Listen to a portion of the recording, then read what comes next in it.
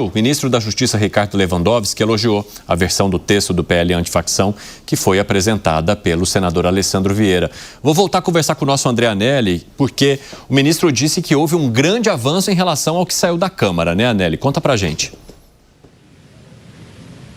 Pois é, Evandro. Inclusive, o ministro Ricardo Lewandowski afirmou que o texto apresentado por Alessandro Vieira é até melhor do que aquele que foi enviado aqui do Executivo, especificamente do Ministério da Justiça, para o Congresso Nacional, mas que depois acabou sofrendo, então, cerca de 6 alterações na Câmara dos Deputados e que foi alvo, justamente, de críticas aqui do Executivo. O ministro Ricardo Lewandowski afirmou, então, que se trata de um avanço do ponto de vista técnico, esse texto apresentado por Alessandro Vieira. Ele elogiou alguns pontos, como, por exemplo, a reinserção de facção criminosa como tipificação penal. Também toda aquela questão que foi criticada aqui pelo Palácio do Planalto, pelo Executivo como um todo, que era justamente, então, a sobreposição de legislações, justamente, então, retomando atualizações agora no texto de Alessandro Vieira em relação àquele texto que já trata de organizações criminosas, a lei das organizações criminosas, e não um novo texto que poderia beneficiar os criminosos com uma pena mais branda, a depender então de qual texto fosse utilizado na hora do julgamento.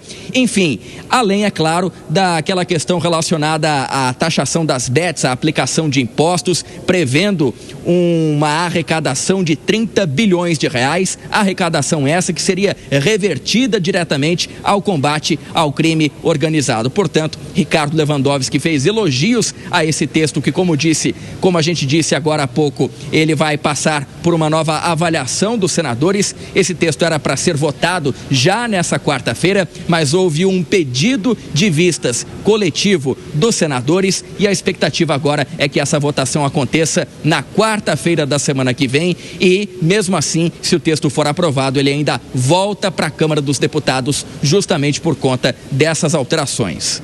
Evandro. Anelli, eu queria falar contigo também sobre a decisão do ministro da Justiça de exonerar Alexandre Ramagem e Anderson Torres dos quadros da Polícia Federal. Tem a ver com o julgamento no Supremo?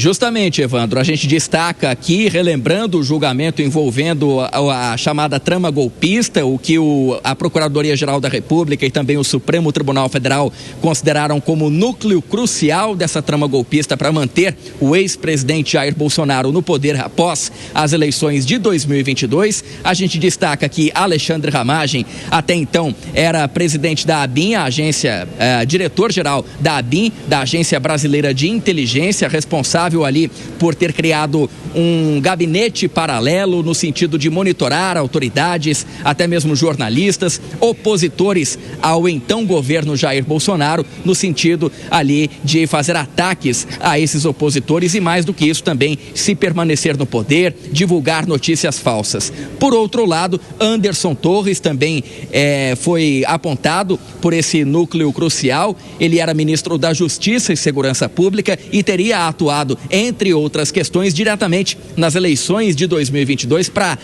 na tentativa de barrar, então, a chegada de eleitores do presidente Lula no nordeste do país, onde o eleitorado do presidente Lula é maior. Teria usado, então, a estrutura, principalmente da Polícia Rodoviária Federal, nesse sentido, além, é claro, de supostamente ter facilitado, aí já como secretário de Segurança Pública aqui do Distrito Federal, toda aquela vandalização, aqueles estragos que ocorreram em 8 de janeiro de 2023. Por conta, então, dessas participações, tanto de Anderson Torres quanto de Alexandre Ramagem, nos crimes envolvendo a chamada trama golpista, o ministro da Justiça e Segurança Pública, Ricardo Lewandowski, anunciou, então, a exoneração dos dois dos respectivos cargos na Polícia Federal. Evandro. Muito obrigado pelas informações, André Anelli. Um ótimo trabalho para você aí em Brasília. Eu quero falar com vocês, na verdade, sobre as menções do ministro Ricardo Lewandowski em torno do PL antifacção.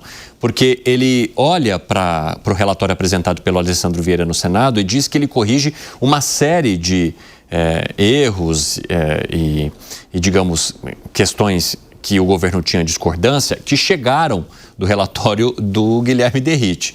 Você entende que isso realmente aconteça, ô Mano? Ou é uma forma de criticar, mais uma vez, o fato de Guilherme Derrite ser o relator do projeto lá na Câmara? É um pouco dos dois, Leandro, porque tem mudanças, mas a gente sabe que o governo acabou pesando muito a mão nas críticas aos aspectos que saíram da Câmara dos Deputados por conta de quem estava ali com as digitais na tramitação do projeto. Então, o governo, inclusive, ao tratar como esvaziamento da Polícia Federal, né, era um exagero em função de ter sido Guilherme Derrite o relator. Então, dessa forma, o governo, mais uma vez, tenta reforçar a sua narrativa que busca opor os seus principais adversários, e Guilherme Derrite simboliza isso como se fossem pessoas que desejam blindar os poderosos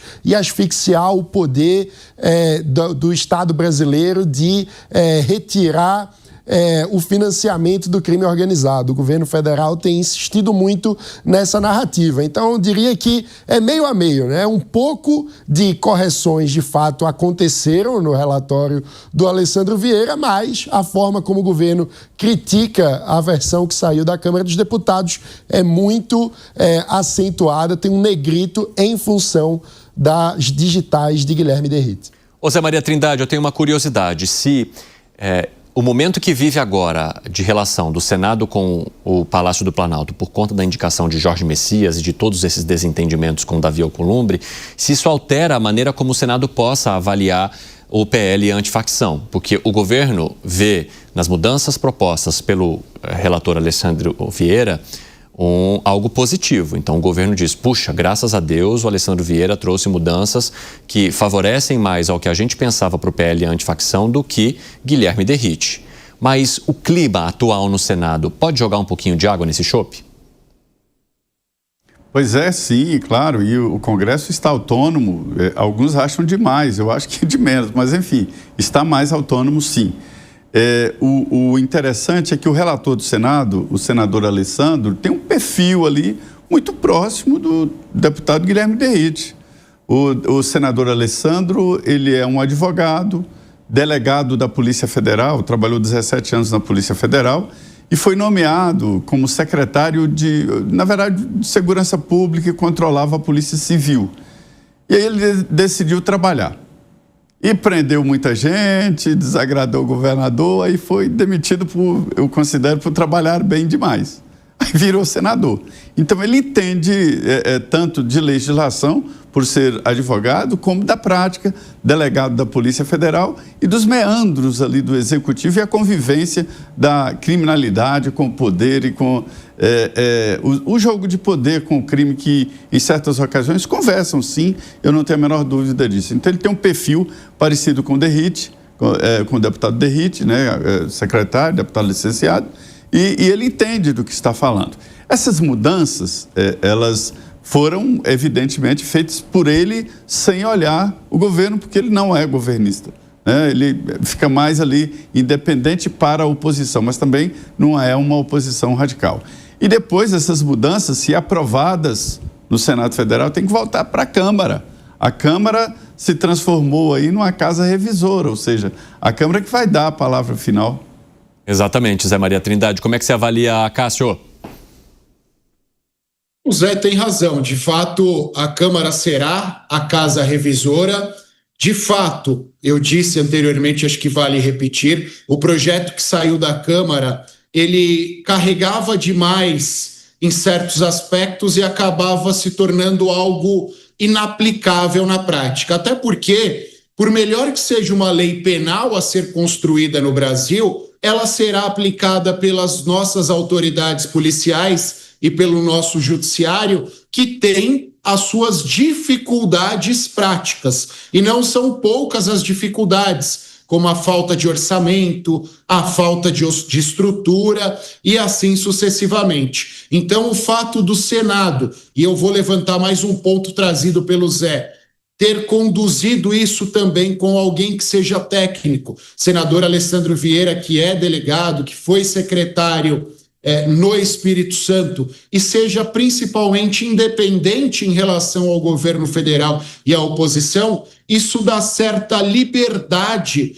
para que ele possa colocar em termos práticos as suas próprias convicções. Isso não esteja carregado de convicções políticas ou ideológicas. Mas, neste contexto, a Câmara dos Deputados será soberana. Este projeto, em sendo aprovado no Senado Federal, o texto que daí se extrai vai à Câmara dos Deputados e aí a Câmara dos Deputados poderá fazer as alterações, os acréscimos e as supressões que entender conveniente. Então, por mais que eu esteja feliz com o resultado do Senado, eu sei que esse ainda não é o resultado final. Outros cacarecos, outros penduricalhos podem ser acrescidos aí, e em termos práticos, daqui a meses, aposto com vocês, nós estaremos criticando que o juiz solta apesar da lei, que o delegado não prende apesar da lei, exatamente por conta das dificuldades impostas pela própria lei. Cássio, arremate, Bruno Moza. Bom, rapidamente, só para complementar, eu concordo em grande parte com o que foi colocado aqui. Me parece o seguinte, que essa questão técnica mencionada pelo ministro Lewandowski, isso é um tanto quanto relativo sob o ponto de vista de opiniões. Eu não sou, obviamente, técnico na área, então fica muito difícil você entrar em cada um dos meandros ali da coisa e saber se aquela estratégia é a melhor como um todo. Mas o ministro Lewandowski, ele é um ministro que já defendeu por diversas ocasiões o desencarceramento. Isso me levanta a luz amarela, no meu caso, eu respondendo eu como cidadão Bruno Musa. E o grande ponto, isso mencionado pelo Cássio, quando ele vai para a Câmara esse projeto e poderá passar por ainda mais alterações, me parece que esse é mais um dos temas que ficam evidentes, que são moedas políticas no Brasil. E moedas políticas, parece que pouco importa o que de fato estaríamos discutindo aqui, que é trazer um mínimo de segurança pública para o Brasil e para os seus cidadãos e para nós que vivemos aqui cada vez mais expostos e reféns a isso que se tornou normal no Brasil. Então, ver temas tão importantes para o brasileiro médio no seu dia a dia como moeda de troca para projetos pessoais de poder, isso é realmente um tanto quanto até revoltante.